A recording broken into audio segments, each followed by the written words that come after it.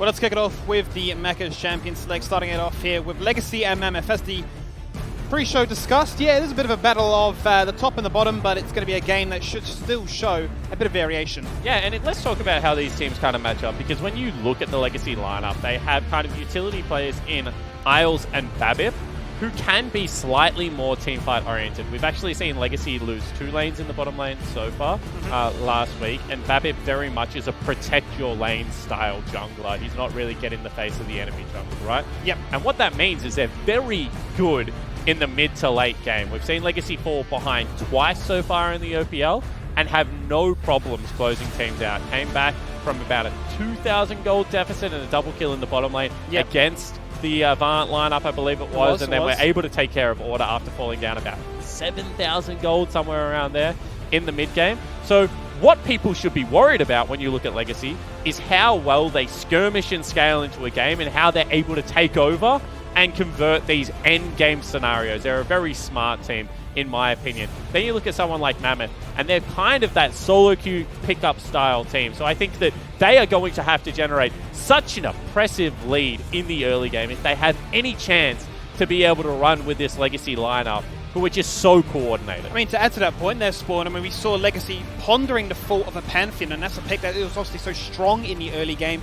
Are we saying then, given that we don't want to have Legacy in a situation where they're having to, steal away Barons to try and get themselves back into a game, are we looking for a composition that is so early game focused? Obviously, Mordekaiser are showing so much love and admiration, but the Braum coming out so early here, blind for me, it seems a little bit reactionary. I'm not too sure if I'm a big fan of it coming out this early. Yeah, so what kind of you have to think about here is that Senna and Aphelios are the 2 best AD carries on the current patch. And both of them are very, they're short to mid-range AD carries, right? And then they're both good scaling powerhouses with weaker early games, and they need to be coupled with maybe Tahm Kench or Braum are the 2 that you can play with it. Yeah. Thresh, you can argue, is also okay due to the repositioning of the land. However, by taking away the Braum, you now get rid of a lot of Aphelios' early game safety, which he would need to be able to get through a laning phase. So if we go something like a Misfortune or a Varus here now on the MAMMOTH lineup for Styled, you say that's a lot of gank and setup potential to try and pick on Raze again in the bottom lane. You start to wonder, though, I mean, from what they've showcased here so far, obviously you've got the engagements, but they aren't the most reliable engagements. It feels a little bit ultimate heavy, so you're thinking, well, if you're sort of revolving around the idea of having a mid-game team fight, you're kind of putting all your chickens into that one nest, right, and saying, oh, we believe we can out-team fight you, which, from what we've seen so far of Legacy, isn't the case. The Jarvan kind of plays into the idea of what Fresh is after, so I think, like, this Fresh pick here is finding just infinite value. Yeah, absolutely. I was expecting to see maybe something like an Elise picked up globally at the moment after, watching the LCK and a little bit of North America and Europe as well. Does seem to be top priority. However, you did mention Engage, and I mean, Jarvan just has that in spades, right? So if you're looking at Kweku as well as Nausicaa's picks right now, and you're saying, maybe we don't have the amount of Engage that we maybe want out of the Mordekaiser as well as the Braum. Let's get an easy go button and see whether we're able to start fights in that regard. You start to wonder also if these are comfort picks and a composition that they're very comfortable with to add to that. So looking to roll the dice and roll with it. Now, Lee Sin and Elise both taken off the board here, so no early game junglers that can obviously put out a lot of skirmishing potential, like you highlighted. Misfortune on the back end there for Legacy to try and dissuade that strong early game laning phase that MAMMOTH may have. I think right now, if you're MAMMOTH, you're looking to try and lock in a very strong mid laner. You want to make sure that 2v2 skirmish is in your favor. Try and bully M&S and the Varus. So yeah, highlighting those weaknesses of both compositions so far. Beautiful pick and ban. Yeah, so this either has to be like a Xayah or an Ashe, maybe. Neither of them sound like really great pickups so far. We've had so many 80 carry bans. You've got 4 80 carry bans on the side of Legacy, and they've been able to get Raze the best 80 carry on the patch. That is such a punishing draft right now for Style. I was wondering if he had something unique, like maybe a mage that he could play down there, but the fact that he has reached for an Ashe against all things like Aatrox is going to be quite difficult as this game progresses. He's diving deep into that champion pool. Grax would be a beautiful pickup here if they do decide to go for it. Predator, making it so incredibly strong for those rotations and those ganks. And I like Legacy's comps a lot. Legacy comp is like really not all that reliant. They can kind of brawl throughout the mid game. They're good after, 1.5, 2 items, especially on Topoon and Babip right now. Isles and Babip are going to be able to play the perfect utility role. Yep. I mean, Gragas and Thresh are just two of the best utility champions of the game, kind of good on any patch, regardless of damage, just because of the amount of, I guess, power in their kits. And Eminez is just going to be able to take something like a LeBlanc right here, which is one of the safest blind picks, and is just a very good LeBlanc player. I mean, LeBlanc here would be fantastic. Ooh. He's going to go for the Silas. Blind Silas. That's interesting. I wonder whether that is going to be a top lane Silas, or whether they're going to try and match it into the Mordekaiser or something like that, because haven't seen all that much Silas on the current patch, and Liv seems to be a little bit confused as well. Oh! Okay. Very, very bruiser heavy. My biggest concern so far here at Spawn is that Mammoth have AD, AD, and AD. There's little to no magic damage on their composition, and Legacy, as long as this game does go into that mid-game where they're favoured, should have a few items under their belt and a bit of resistance to make sure that they can sort of flex their mechanical prowess. Yeah, obviously the Mordekaiser is going to bring like a fair amount of magic damage, but he's kind of single target and you don't really have to worry about it as long as you're not in that death realm with him. So I think it's an interesting composition coming together from Mammoth. I'm kind of concerned about their range, and if they're ever able to be kited out by Babip and Raze, the peel back right now is quite good from the Legacy lineup. Overall, you're kind of just a little bit biased, right? Because you see the names on the Legacy lineup, you see the experience, the championships that Babip and Raze have been able to win, you know, the fact that Top Boom was a part of the Mammoth lineup as well. And then you see that, you know, I would say that they've slightly won this draft, although I'm not a huge fan of the Silas pickup. And then going up against Mammoth, you know, it's very hard to give them any advantage on players. And then you look at their draft and you say, well, it is quite early to mid-game reliant, and they really are going to have to steamroll this game. They really will. And I think the Silas, for me, whether or not it's a flex pick to sort of showcase what he can do, maybe not give too much away in a match that they feel tipped to take. I mean, we're going to see double death realms potentially, and that should make for an interesting occasion. Hey, I didn't think about that. What happens if you're in the death realm and then you ult him while you're in the death realm? You just get lost in quantum physics. It's just, I don't know. For a spectator's point of view, there's going to be a lot of spooky ghosts. How deep can we go? I want to see an Earth, like, what was it when you could, like, all for one a champion? I just want to see 10 Mordekaisers ult 10 Mordekaisers. And Fresh is going to like try and lantern you out because he's stuck in the death realm trying to collect more souls. It's going to be crazy, but you know what isn't too crazy? It's Denian. He's here with us, Legacy's coach. Ready to rock and roll. How you feeling about today, mate? I'm feeling pretty good, but on the like Earth talk, the only thing, or all for one talk, all I could think of was when you could play like Tom Kench. Yeah. And then everyone could eat everyone in a chain line.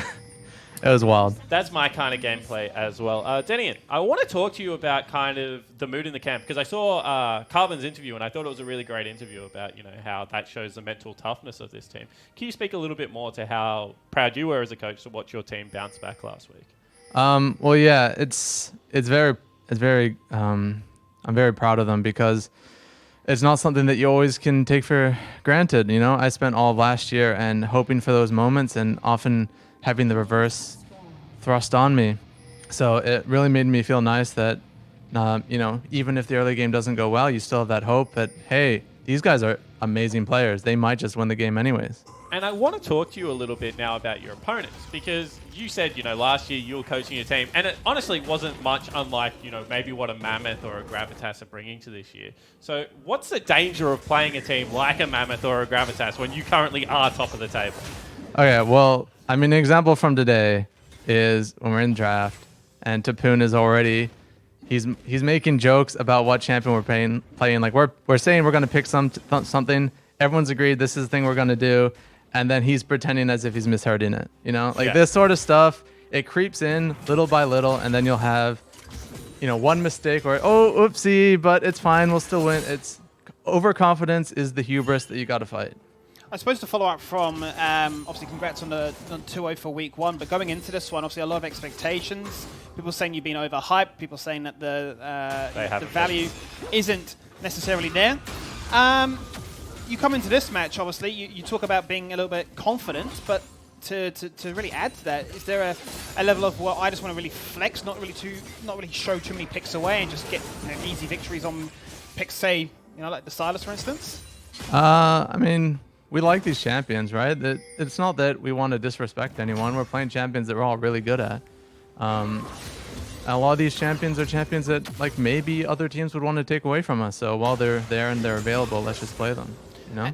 And to add to that, with communication being a factor, I had another chance to speak with M&S about, you know, how pick and ban works for them and sort of, you know, you pick what you want me to play and I'll play it. Is there a level, I suppose, with English still being rather limited in his regards, is there still a level of, well, I really want to pick this? Can we try and find compositions around that?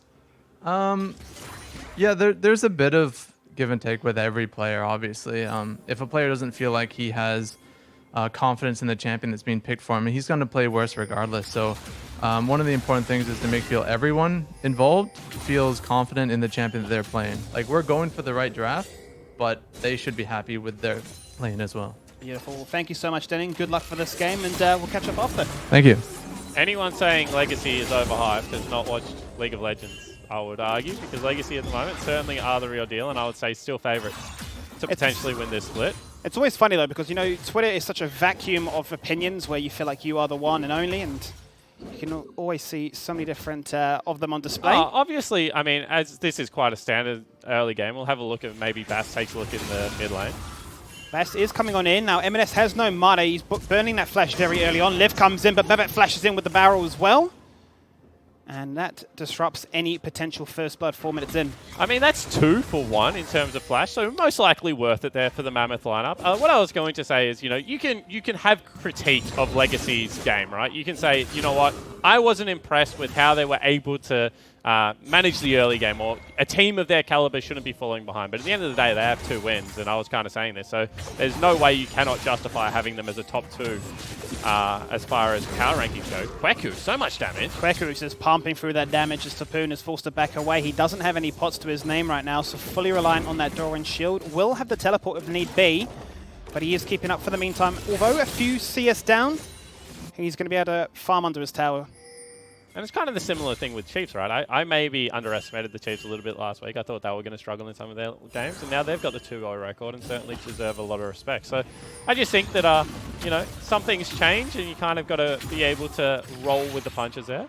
Looking at the current map state, Babip has been way more active than we're used to seeing Babip in the early game. He's gone for 2 visits mid lane, now visiting top side and trying to help Topoon push this one out. Certainly a lot more aggression than we're used to seeing out of Babip in the early game. Yeah, absolutely. And I mean, he's really held back on his item build as well. Obviously, rushing the boots for the Predator activation. Still sticking on the basic jungle items, so tier 0. And has opted for the control ward as well. So he's opting to play around the team, kind of like how you highlighted in the draft, wanting to accentuate what those guys can do. But we'll see, as a result, Bass find a significant lead. And I think Bass right now has kind of got run of the map. His top lane has been able to push in. This is going to be another teleport burnt. Kweku doesn't necessarily have to TP back to his lane. Mid lane has had permanent shove apart from this wave where M&S has been able to hit 6, so a little respect given from Lived. And I like this from M&S. It's always your job. If your jungler is farming a little bit slower, you know, as Babip has been in this game because he's trying to shadow his lanes a little bit more heavily, then it's your job if you ever get pushed in your lane to go find the jungler. We just saw Raze and Isles pop their head into the red side jungle, see if they can spot out exactly where Bass is. M&S did the same thing around red buff. And now they kind of know he has to be on an extremity camp. He's on a Wolves or he's on his Krugs because he hasn't been spotted anywhere else, so the lanes can play a little bit more aggressively. Yeah, Bass been quite happy to freely roam, as you mentioned, for the lane priorities, but this has allowed, at least for Legacy side, to control the bottom half of this map. You can see 2 control wards there already. 1 to cater what M&S can do as a retreat path out. 1 to start off this Drake, and it is going to be an Ocean Drake for that one too. Now, this is quite a safe play for Babip so far, as the bottom lane for Legacy has been constantly pushed on in, finding that value against a very defensive Mammoth bot lane. Yeah, absolutely. And I mean, the fact that they've already walked Topoon down to the play, and they do have push in bottom lane as well as mid lane, means that this should be picked up for free. Now we just get to see whether they want to fight over it in the end. Norska in trouble right now. He gets flayed, he gets death sentence, he gets chucked upon. There's a teleport coming on in, looking for Kweku to try and find some value of his own. What can he do in this exchange right now? Norska, get a bit of first blood, but can we get a turnaround for Mammoth? Yes, we can. It's going to be 2 for 1 so far. 2 for 2 as Kweku goes absolutely huge with a double kill, and that's the early game pressure we wanted as Lived picks up fresh. And the thing is that we said Topoon had walked down, but he turned back. He thought that the dragon was going to be secured, but Mammoth still take the fight. They were able to get Kweku into the backline, and now this Renekton is huge. He's about 10 CS up. He's got himself the 2 kills as well.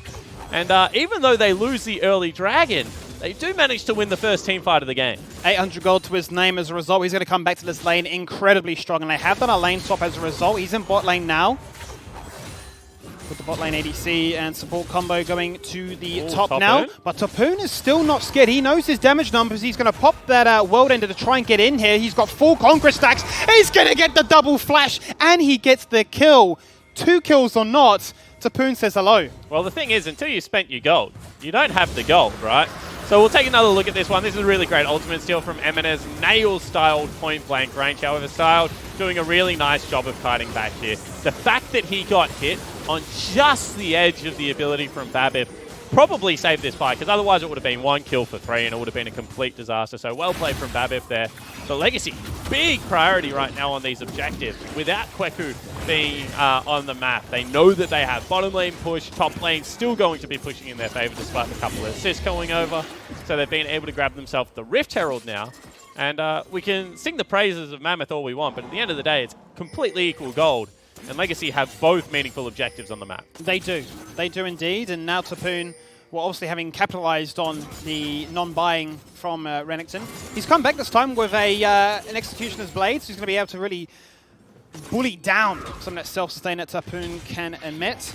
And we should see a very different situation come forth for that next trade. But we're going to have to look to see exactly where they decide to try and place this Rift Herald. M&S does have the blue buff, so we'll continue to shove lanes in and really give Babip some free roam potential. And look, I'm fairly confident right now if Kweku fights Topoon with ultimate available that he will win, because he's just probably stronger until about the level 13 mark, and Black Cleaver has come through for Topoon. However, Renekton does fall off a cliff. Getting rid of Spear of Shojin meant that Renekton just no longer scales at all in the game. We'll see if he can win this one. We'll see how this one breaks out. World Ender isn't available right now, but Dominus is if they needed to do it. Both procking full Conqueror stacks. Topoon getting the better of it so far, landing in multiple different slaps on that ground. But the thing is Renekton's sustain is higher as Nausicaa in the mid lane. He is in the mid lane right there. Does manage to jump out of harm's way, but the bot lane exchange comes again once more. World Ender is there. Dominus pop too. No summoners, both ultimates gone. Bot lane is just a bunch of people punching and punching as we talk about top lane, and Styled may just fall, if not a little bit delayed. Out comes the Moonlight Vigil and the Root. Sweet dreams. I want to talk about what happened there a little bit, because it might have looked like Raze was disrespecting, but I think he got caught by a little bit of a feature in Philios' kit right now. Yeah. Where if his weapons change, he just gets locked out of auto-attacking for 2.5 seconds. Awkward. It happens to the best of us, and unfortunately, he wanted to kill him. He just couldn't top him now with Babip. Babip does have flash if he wants to look to try and jump in here. It may not even be necessary. He picks up the kill. And yeah, brings Topoon back into this one. And they can drop Rift Herald as well right now. And this game is looking like a complete disaster for Mammoth. They had one good team fight, but right now they're being able to shove in all 3 lanes. They're winning skirmishes everywhere. And this is just Styled not respecting the fact that he supported going on a bit of a mid lane journey. We take a look at it. That's the weapon reload, and he's just stuck there saying, why can I not auto? Okay, I'll just throw my ulti at him anyway. Gets it done one way or another. The action just does not stop in this bot lane right now. They're coming on down the road from M&S. He's looking for a kill. Lived will delay it for a second with that shield. And the kill is donated across to him. Yeah, and I mean, Legacy right now are just showing that, you know, on the individual level, and this is what people keep saying, individually these players are just some of the most talented in the league. They're not going to give away 1v1 or 2v2 kills every single week. I think that was a little bit of an anomaly last week against Divine. You know, things went poorly in that early game. But now we're seeing kind of the true power that people have seen throughout solo queue and, of course, in practice and the like. And they're really looking good. Eminence again on the flank. Kings are furious. He flashes on in. One target of mine. It is Style. They want to delete this AD carrier, and delete they will, but they now want a double kill. Glacial Fissure did absolutely nothing to prevent the inevitable. 4 boys in mid lane. They say, how are you? Yeah, and the Conqueror is starting to look really good on this Silas pickup. I mean, I said that I wasn't a huge fan of it. Had got some recent buffs, and you can see that Eminence certainly no stranger to it. Silas was such a big pickup for mid laners in the past. You would expect anyone to be able to play him. And now he's back in meta. Looks like the mid laner of Legacy having a very nice run of it. Well, that's the reason Babip didn't pop the Herald before. They're going to find a lot of value in mid lane right now, which times out coincidentally with the Drake respawning. It's a Cloud Drake at that, so you'd expect with the lanes all shoved in that regard, they should just rotate through smoothly. And he win the 1v1. Lane. M&S is punching on right there. You can see he jumped on through with that Proto Belt. He's just pumping out damage. Both level 9, no summoners to their name.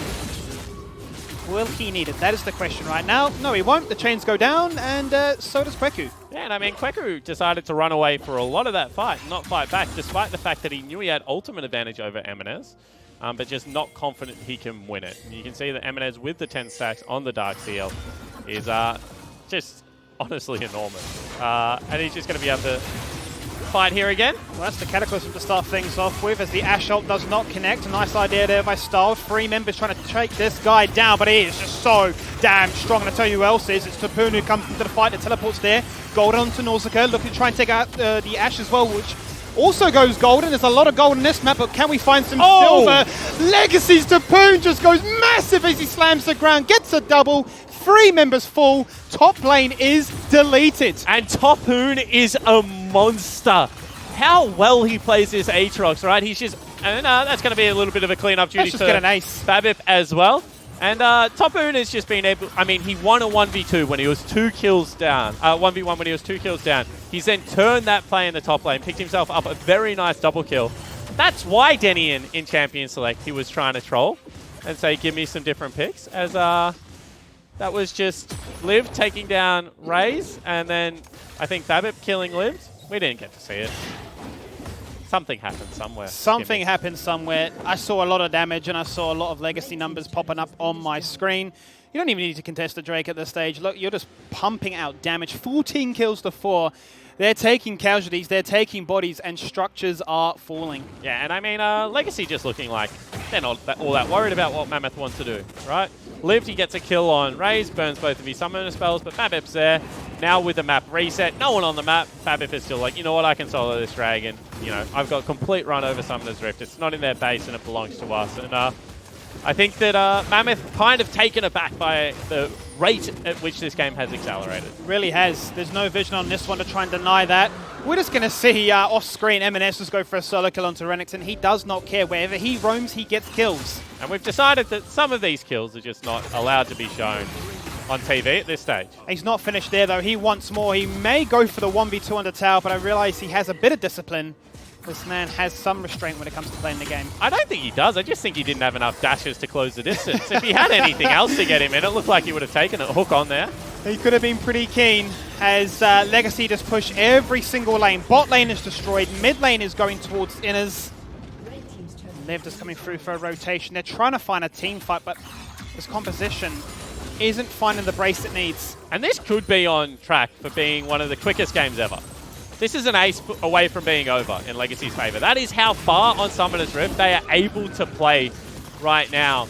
Mammoth have no wave clear, by the way, because they've gone a full melee comp apart from Styled, and just no way to be able to fight themselves out of this situation. They're fully reliant on Style to trump in there, but he's got other concerns in mid lane. Bot lane, as a result, Legacy snip and clip. They get in there, and they are going to destroy that tower. So brutal for Mammoth to try and contest. As you mentioned, being melee, they walk in, they are going to get wiped. So you have to fight. This is the only way that you're able to get your way back in this game, because you know after this reset, Raze is coming back on the map with a fresh cull. They've just taken off 3 turrets as well. Mid lane, you can see M&S already got himself a Medjay Soul Stealer, probably going to be able to pick himself up either a completed Luden's Echo or at least boots 2 at this rate in the game. And I mean, there it is, completed Luden's Echo. So he's just been sitting on about 1,800 gold at this stage. So if you can't fight right now, next Rift Herald going across, that is guaranteed base broken, probably guaranteed game right now for Legacy. And it is only 16 minutes in. I was going to say, that's what I don't think we're even going to see the idea of a soul coming out. It's pretty ridiculous at this stage as Nausicaa gets locked in place. The shield goes up. M&S is looking to clap on through. He would have jumped if he needed to. He just used the flash instead. Who seems to care? Let's get the fight started as Defrom comes on out, looking to try and get the kill onto Aatrox, which he does. Some nice shutdown gold there. Going golden, going big time. Boxman, they're trying to find this kill. The cast doesn't land where they need it to do it, but they do find the kills in that regard. Only one member of Legacy falling on down. M&S still wants more. He got it. And that's a genuine 4v5 because Raze came in for an ult at the very end. Otherwise, that was pretty much the 2 solo laners of Legacy with Isles saying we can take absolutely whatever we want. It's only going to be, I believe it was like Nausicaa or Kweku surviving in that situation. Everyone else had to get out of there, and I mean, MAMMOTH is just too big. Yeah, the early game just didn't pan out in their favor. You can see they tried to find some aggression, Mammoth. And this is where their composition sort of starts to lack. So look at where Raze is. Raze is nowhere near this fight. Styles sitting here trying to throw out his volley, trying to safely hit, but you can just see there's no area of safety after Liv is able to go into that death round and pick up Topoon. The rest of the fight is just so far on Legacy's favor. I mean, MAMMOTH steals the ultimate afterwards and is able to pick up an exit kill, 25 stacks on that Magi. Probably got himself another 1,800 gold-ish. And going to go back, pick himself up Sork Boots, and I mean, as I keep saying, this game is just so hard right now for MAMMOTH to be able to dig themselves out of. Another Rift Herald in their possession. Babbitt is the one with that. He's going top lane so far, so looking for that 1-3-1 split, looking just to put as much pressure on this map as possible. Really break down this composition, because what is Mammoth's best chance of getting back into this one? A Hail Mary 5v5, looking to get into your face and try and hope that with the melee prowess they can find at least one. Yep, they're hoping for extreme weather. And I know what you're thinking. We play esports. This isn't cricket. Weather's not going to be able to impact anything. That's how extreme the weather they need. They need, like, the building to be evacuated kind of weather. They do. It's raining and pouring outside, but like, it's not going to affect them. I think 12,000 gold is actually a game. So, yeah. I don't even know if the weather helps them. Every lane is pushing in right now. Every turret is falling on through. Every skirmish is being fought on this map right now. The death from 1v1 takes place. MAMMOTH says, why did you do that? I'm 10-1 now, thank you very much. Inhibitor is open, top lane inhibitor is falling. Jake, what is happening? I mean, they're going to go for a fight, and that might be bad falling down. It is indeed. Shotgun goal, very, very nice in their favor, but Raze says no to that. He wants to fight, he wants to party, he finds a double, he takes the inhibitor, and we may now be looking at Nexus Towers falling on down for a very quick game. And I kind of forgot Raze was in the game, because so much of this has just been dictated by the solo lanes of Legacy, but you have to remember they have one of the best team fighting AD carries. Hook is on. Isles. Legendary is the performance that we're seeing right now. We're going to see every single inhibitor fall on down. Methodical in their approach to this one. Legacy angered by their week one performance. Despite the 2-0, they have set themselves some standards, and they are displaying it on full show today. And MAMMOTH again, going to try and fight his way out of this one. Going to be a nice ulti coming across. MAMMOTH picks up another kill. Topoon going to be able to grab that as well. Nausicaa has to flash away. Raze still wants to be able to get in. That's going to be the route coming across from Graviton. Double kill picked up for Topoon. And that should be game. It just shows you how far ahead they are. The fact that MAMMOTH can just stand out there 1v3 with little to no resources and say, do you want to fight one more? I mean, it honestly shows just how much swagger this Legacy lineup has. You kind of knew that from the interviews, right? Yeah. That they were very confident in their team play. Well, it's all come together today, and that equals a 15,000 gold lead, and maybe another fight. Out comes the Rift Herald. Are we going to look for one that starts dancing around on this map? Because they just find bodies, and the bodies hit the floor. They're going to go towards the core. We're going to start dancing. They're going to start dancing. The core is going down. The guys are falling in. The game is said and done. It's party time for Legacy. And I mean, why would you not be happy right now if you're Legacy? You've come in, you've absolutely smashed the MAMMOTH lineup. That was a 21-minute victory with every single structure on the map going your favor. Every neutral objective on the map going your favor. There was one team fight that was a 2-for-1 or a 3-for-2 at the start of the game. And then Legacy absolutely ran over Summoner's Rift. It seemed like a condition for Mammoth to try and get into this one was so early game orientated, and when they weren't able to find those initial picks to try and get the balls rolling in their solo laner's favor, it seemed to all go downhill from there. Bottom lane constantly pushed in against them. They just were unable to find the picks necessary to get themselves into this one. And if you give that kind of lead to a team like Legacy, well, they put on a performance like this. They ran away with double digits. Yeah, and I mean, this just shows how strong individually they were, because there weren't many brilliant team play aspects of this game. It was like Topoon picking up a solo kill against a 2-kill Renekton at that stage of the game. Then it was MAMMOTH like flashing into 3 people and picking up miraculous kills on the Silas. I think he finished with 25 stacks on the Magi's as well. And it was just a lot of isolated 1v1s and 2v2s that they were able to pick up and winning, purely outskilling their opponents. The timing was impeccable. There is Mammoth on your screen right now, the big boys that put up a solid performance, but were no match for the likes of Legacy as the handshakes go out. And speaking of, the boys are back on the desk as I throw it back to Nick. Rusty, Hey, Legacy are not going to need dinner tonight because they just feasted on Mammoth. it was a 21-minute game as well, Nick. It was a little bit too fast. You have called to it. say, yeah. You called it at 17 minutes or something. You said, "Oh, look, we might be looking at 21 minute," and almost on the dot, boom. Yeah, and the thing is, there was a lot of precursors to that. Why is it a 21-minute game in the first place? There was a moment where you're like, oh, Mammoth have done this cool thing. There was a trade that they went up for, and then 30 seconds later, you see that realization that it's hang on, these are a bunch of rookie players that, the double kill's been fine for them. How you doing, Isles? And it's kind of they didn't think about the next steps because they are just rookie players, right? Instantly gets solo killed, instantly loses Herald on the opposite side of the map, and suddenly this good thing just gone. Well, we've got another basically rookie with us, Isles. Do you feel bad about what you just did? I mean, it's my first time playing. It's their first time playing. It's even playing field. I don't really feel bad about it. I mean, it's a lovely way to start your year. Congratulations. How was that game for you? I mean, I feel like I could have played a bit better, but I'm happy But you with my didn't have team's to. result. That is true. Yeah, I didn't have to. And how are you finding Legacy? Great so far. I think my teammates have been really accommodating, and the staff have been really nice to me, and I think our development as a team has already been pretty smooth as of so far, at least. Yeah. And I think the players we have a really high skill cap. We have some really talented players, and I think we can really go far.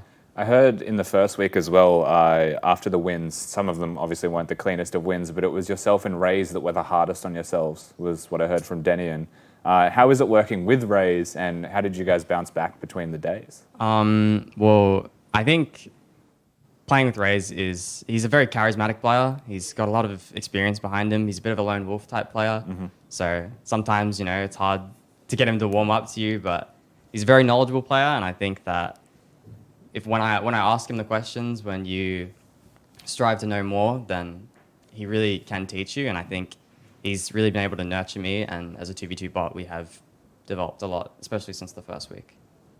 I don't know if you know, but well, you don't know this right now, but chat love you.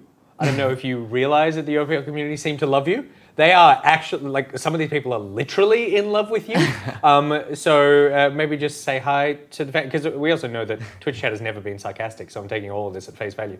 Say hi to your fans. Hi, everyone. That's right. There you go. That's exactly what I asked him to do, and he did it. We'll be right back after this short break.